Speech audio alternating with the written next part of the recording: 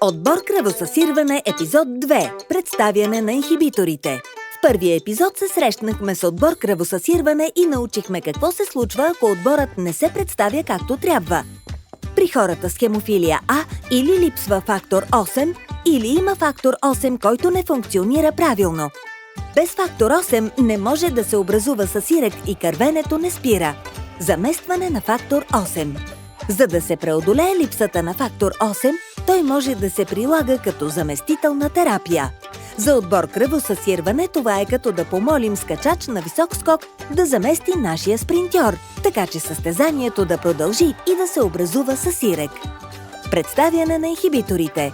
Антитела, известни като инхибитори, биха могли да се образуват срещу фактор 8 на заместителната терапия. Тези инхибитори разпознават заместителния фактор 8 като чужд и спират действието му.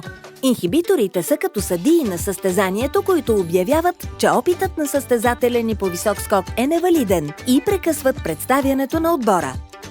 С прекъсване скока на заместения фактор 8, състезанието за целия отбор спира. Това означава, че фактор 10 не получава щафетата и фибринът не може да се състезава, за да привлече публиката.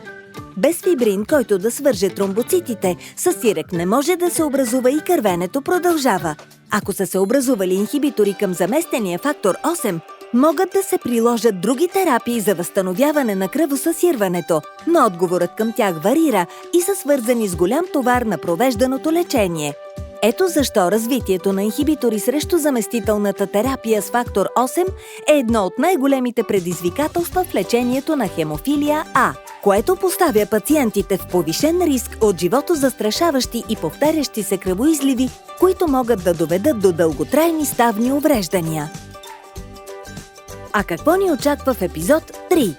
Нови терапевтични подходи са в процес на разработване, за да се преодолее проблемът с инхибиторите. В следващия епизод ще ви разкажем повече за тях и какво биха могли да означават за отбор кръвосъсирване.